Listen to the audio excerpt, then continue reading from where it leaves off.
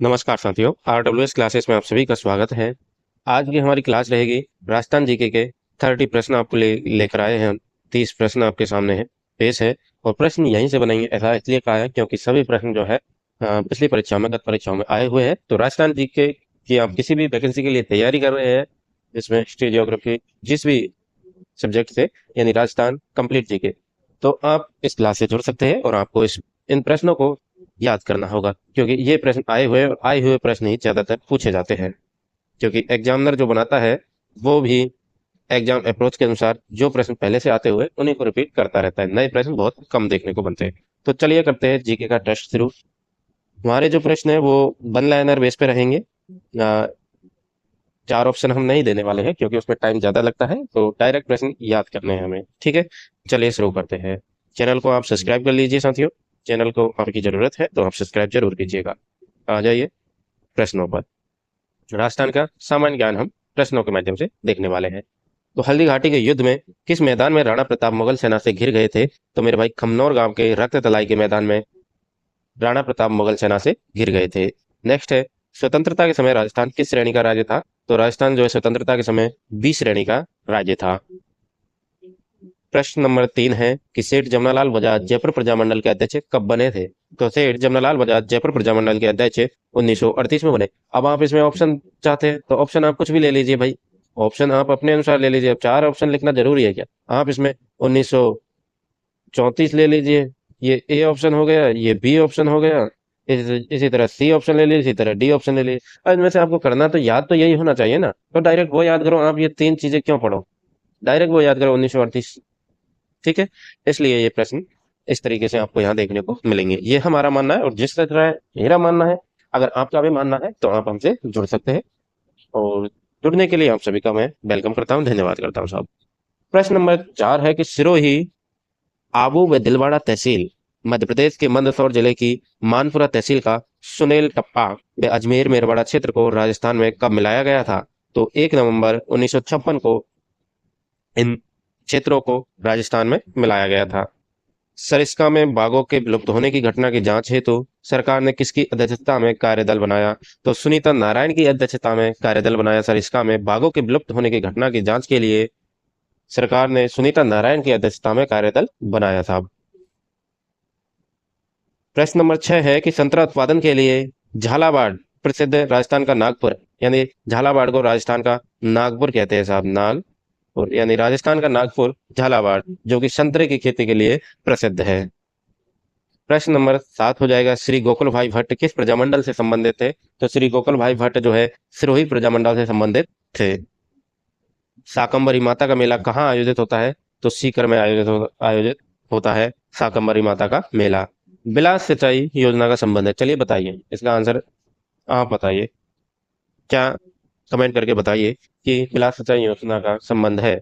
तो बिलास सिंचाई योजना का किस जिले से संबंध था? झालावाड़ से संबंध है मेरे भाई, झालावाड़ से संबंध है।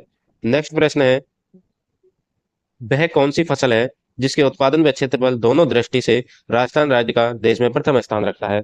चलिए बताइए, कमेंट कीजिए कि वह कौन सी फसल है जिसके उत्पादन में और वह क्षेत्रफल दोनों की दृष्टि से राजस्थान राज्य का देश में प्रथम स्थान रखता है। तो वो हो जाएगी मेरे भाई बाजरा, बाजरे की खेती। और बाजरे की खेती अभी बुआई हुई है, जो आप सभी को पता है। अभी बाजरे की निनाई चल रही है, निनाई निनाई गुड़ाई चल रही है फिलहाल में। बाजरे की जो है निनाई गुड़ाई का कार्य चल रहा है। लौह अयस्क से लोहा बनाने की प्राचीनतम भट्टियां कहाँ मिली? तो सुनारी सभ्यता में लौह अयस्क से लोहा बनाने की प्राचीनतम भट्टियां मिली है। लीलटॉस पुस्तक के रचयिता है? तो कन्हैयालाल सेठिया ने लीलटॉस पुस्तक की रचना की थी साहब। रेगिस्तान में रेत के बड़े बड़े टीले जिनकी आकृति लहरदार होती है वो धौरे कहलाते हैं। तो धौरे किसे कहते हैं? कि रेगिस्तान में जो रेत के बड़े बड़े टीले होते हैं जिनकी आकृति लहरदार पाई जाती है, उन्हें हम धौरा कहते हैं। रावचंद्र सेन तथा अकबर की पहली भेंट कहाँ पर हुई थी? तो रावचंद्र सेन और अकबर की पहली भेंट नागौर जिले में हुई थी। राज्यपाल विधान परिषद कितने सदस्यों को मनोनीत कर सकता है? तो राज्यपाल जो होता है, यानी विधान परिषद जो है, विधान परिषद मेरे भाई एक 1/6 सदस्यों को, यानी 1 से 6 सदस्यों को जो है मनोनीत कर सकता है। राजस्थान के किस भौगोलिक यानी भौतिक विभाग में सिंचाई मुख्यतः कुओं और नलकूपों से की जाती है? ज्यादातर क्षेत्र में कुओं और नलकूपों से ही सिंचाई की जाती है नहरों के द्वारा अपने उत्तरी राजस्थान में की जाती है, उत्तरी राजस्थान में गंगानगर वाला एरिया में। तो पूर्वी मैदानी भाग में कुएं और नलकूपों से साफ सिंचाई की जाती है। राजस्थान सरकार द्वारा निःशुल्क दवा योजना कब शुरू की गई थी? तो 2 अक्टूबर 2011, 2 अक्टूबर 2011 को निःशुल्क दवा योजना की शुरुआत की गई थी राजस्थान सरकार द्वारा। राजस्थान राज्य हथकरघा विकास निगम लिमिटेड का मुख्यालय कहाँ पर है तथा इसकी स्थापना कब हुई थी? तो जयपुर में इसका मुख्यालय है और इसकी 1984 में स्थापना हुई थी। यानी हथकरघा विकास निगम लिमिटेड की स्थापना जयपुर में 1984 में हुई थी। नेक्स्ट प्रश्न है, राजस्थान राज्य में फूलदानों, प्लेटों और मटकों के लिए कौन सी पॉटरी विख्यात है? तो ब्लैक पॉटरी हो जाएगी। ब्लैक पॉटरी फूलदानों, प्लेटों और मटकों के लिए विख्यात है साहब। राजस्थान राज्य में अभ्रक ईंटों का निर्माण होता है भीलवाड़ा में। तो भीलवाड़ा में अभ्रक ईंटों का निर्माण होता है। राजस्थान राज्य के जिले झालावाड़ का सिरोंज क्षेत्र मध्य प्रदेश में कब मिला दिया गया था? यानी झालावाड़ का जो सिरोंज क्षेत्र था वो एमपी में मिलाया गया। तो वो 1 नवंबर 1956 को एमपी में मिलाया गया था साहब। राजस्थान राज्य का पहला गांव जहां साइबर कियोस्क की स्थापना की गई थी, तो साइबर कियोस्क की स्थापना काला डेरा गांव में पहला गांव था। ये पहला गांव था राजस्थान का जहां पर साइबर कियोस्क की स्थापना की गई थी। 23वां प्रश्न है अपने सामने कि राजस्थान में सांप्रदायिक सद्भाव का आदर्श ख्वाजा मोइनुद्दीन चिश्ती की दरगाह कहाँ पर है? आप सभी जानते हैं अजमेर में ख्वाजा मोइनुद्दीन चिश्ती की दरगाह स्थित है। राजस्थान में संभाग और जिलों की संख्या, ये पुराने वाले 7 संभाग 33 जिले, लेकिन अपडेट कर लेते हैं हम कि 10 संभाग हो जाएंगे मेरे भाई। 10 संभाग हो गए और 50 जिले आपके हो चुके हैं, 50 जिले हो चुके हैं। संभाग जो है मेरे भाई 10 संभाग यानी 3 संभाग नए जुड़े हैं, जो है आपको मैं बता दूं बा सी पा। अब आप कहेंगे सर ये क्या है, ये क्या मजरा है बासीपा? तो बासीपा, वा, सी और पा, ये 3 संभाग जोड़े गए हैं। यानी बा से हो गया बांसवाड़ा, बांसवाड़ा। ठीक है, तो बांसवाड़ा संभाग जोड़ा गया है, बांसवाड़ा को संभाग बनाया। और सी से हो गया सिरोही, सिरोही संभाग। और पा से हो गया पाली संभाग साहब। ठीक है, तो ये 3 संभाग नए जोड़े हैं और 19 नए जिले यानी 50 जिले हो चुके हैं राजस्थान में। राजस्थान में वॉलस्टोनाइट कहाँ पाया जाता है? तो राजस्थान में वॉलस्टोनाइट सिरोही और डूंगरपुर जिले में पाया जाता है। राजस्थान में लालदासी संप्रदाय के प्रवर्तक थे संत लालदास जी। लालदासी संप्रदाय, लालदास नाम से ही पता चल रहा है आपको कि लालदासी संप्रदाय के प्रवर्तक लालदास जी हो गए। राजस्थान में रणकपुर के मंदिर का निर्माता कौन था? तो धन्ना सेठ था। तो राजस्थान में जो रणकपुर के मंदिर स्थित है वो उनके निर्माता थे हमारे धन्ना सेठ जी। प्रश्न नंबर 28 है आपके सामने कि राजस्थान में माता कुंडालिनी का मेला बैसाख सुदी पूर्णिमा को लगता है रश्मि चित्तौड़गढ़ में लगता है। तो बैसाख सुदी पूर्णिमा को लगता है कौन सा मेला? अपना माता कुंडालिनी का। माता कुंडालिनी का मेला रश्मि चित्तौड़गढ़ में लगता है। तो आपसे